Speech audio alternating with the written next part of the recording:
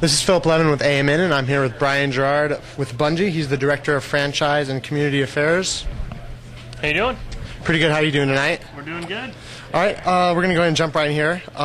Actually, these questions I forgot to tell you before the interview. We got some of these from our readers. Oh, they great. jumped at the opportunity. So if they're a little harsh, How many of them are about the pistol? Okay. We actually filtered most of those out. Okay. All right, so first off, one of the hottest topics, of course, is the start weapon when it comes to Halo 2, and Halo 1, Halo 2, and Halo 3. And with Halo 3, you guys are going with the AR as your start weapon. You want to go ahead and explain kind of the reason behind that? Yeah. Early on in Halo 3 development, the designers sort of had a goal to basically create what we call the USW, or the ultimate spawning weapon. And at that point, we didn't actually know what it was going to look like, but we knew that the goal was to create a weapon that was balanced, that was actually not worthless, but not too powerful. Where it's like in Halo 1, you had a game that we gave you the pistol to start with, and that turned Halo 1 into nothing but a game about headshots, which isn't really the way the game was meant to be played. Halo 2, we gave you the SMG to start, and all of a sudden, next thing you know, it turned into a game about only dual wielding, where your next logical step was to grab another one-handed weapon and just basically hold your triggers down and hope that you survived.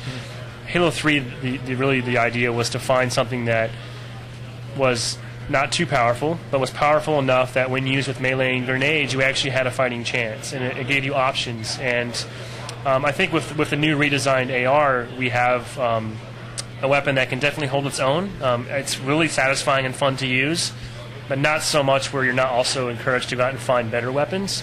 So when you spawn, you have a fair chance. And that was really a lot of what the design team was trying to accomplish with that. A lot of our readers want to know, the BR is obvious, it's back again, so it's kind of a spiritual successor to the pistol. So in a way, a lot of people want to know why not make that star weapon? Because during Halo 2's life, throughout it, like the first half of it, everybody just wanted the BR start. So why not maybe do that with Halo 3?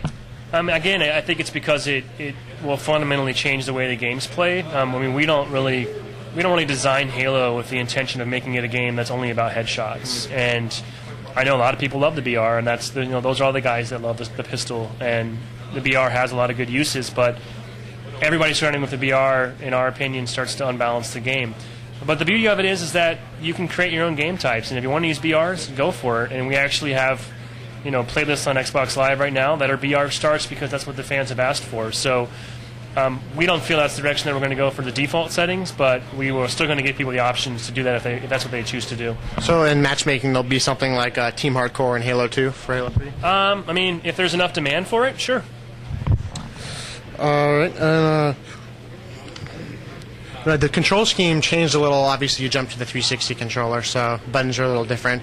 What made you decide to swap X and no longer use as reload, since that's been the control scheme since the very beginning? Sure. It really came about with the advent of the two bumper buttons now.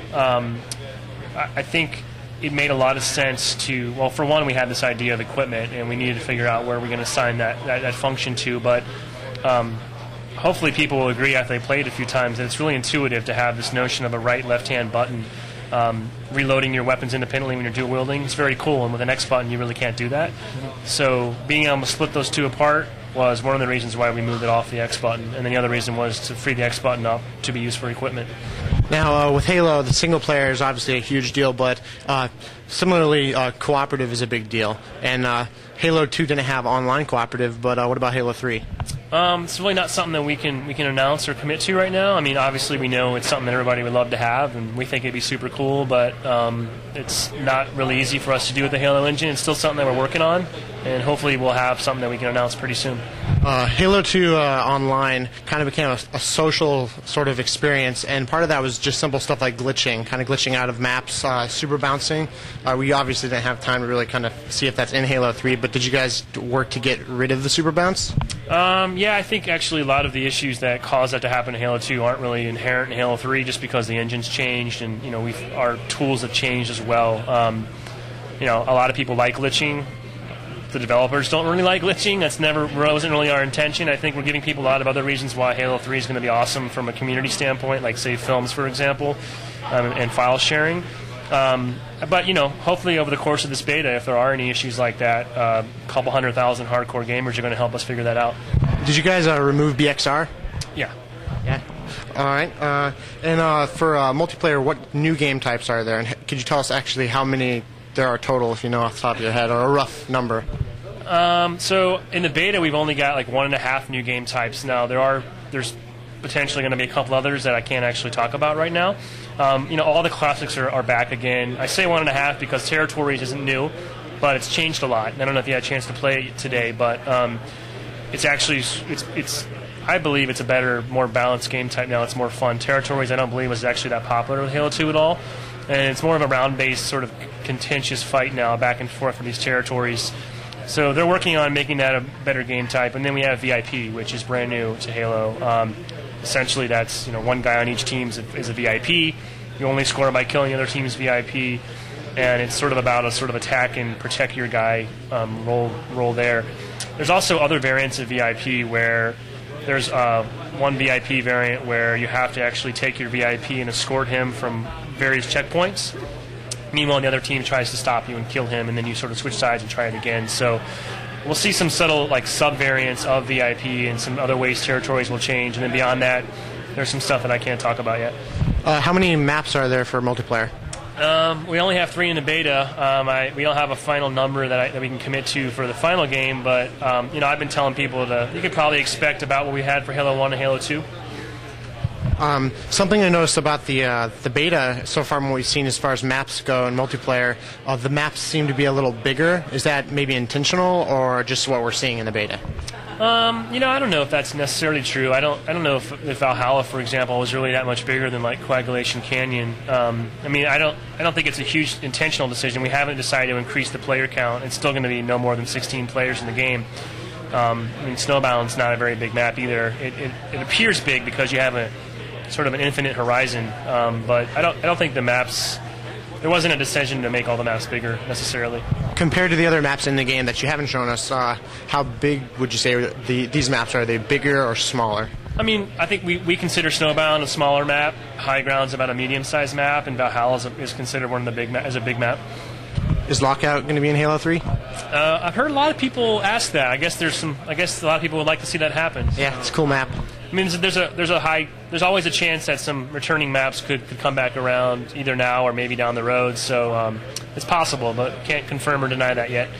As far as matchmaking goes, it's a hot topic about host advantage. So there are some rumors out there that maybe you guys are considering Microsoft official servers that would kind of remove the host advantage. That way, not one player has and the other doesn't. Any truth to that? We're not going to have dedicated servers. No, there won't be. The game will essentially still be peer-to-peer, but we actually have some new code and some sort of new things happening behind the scenes that hopefully are going to solve those issues and they're going to prevent people from exploiting host. What kinds of things are you doing to deal with cheaters? I can't give away secrets because that would give the cheater a head start. But obviously we've learned a lot from 3 years of Halo 2 in the wild, and we've seen some of that stuff it's been painful, I think, for everybody. Even with our last AU5 update for Halo 2, we rolled out new Banhammer functionality. So, we have issues like modified content that we've pretty much addressed now. I don't think that's going to be a problem anymore. Some of the other sort of more network manipulation-oriented, we have some news and tactics, but I'm never going to say that there won't ever be cheating because that's the nature of the internet. And right. It's always going to be something, and we're just hoping that we can stay in front of where people are headed. Halo 2 saw a few downloadable maps. With Halo 3, is that something you guys want to do again? And do you want to maybe do things in addition to just maps? I don't know where our DLC plans will eventually line up, but we'll certainly continue to support the game and our community like we have in the past. Okay, and achievements weren't in the original Halo 1 and 2, but Halo 3, obviously, because it's on 360, is going to have them. So what are you guys doing with those? Well, the guys I think our achievement plan is pretty much locked, and it'll be a mix of single-player and multiplayer achievements, and sort of, our team's looking at achievements as they're really cool. It's a nice way to reward players, but we're not going to make them things that are ridiculously impossible to actually accomplish. So, we don't want our game to become only about achievements either. So we're trying to kind of keep that balance in place. All right, and what's the release date for this? It's in the fall of '07. All right, cool. And what's next for Bungie? Well, we got to finish this game. I mean, we got a lot of work left to do. We're not out of the woods yet. So that's our immediate priority is get through the beta, get a lot of great networking and sort of feedback from our fans, and ship an awesome game, and then we'll see where we're at. Okay. Thank you very much for being with us. I'm Phillip Levin signing off.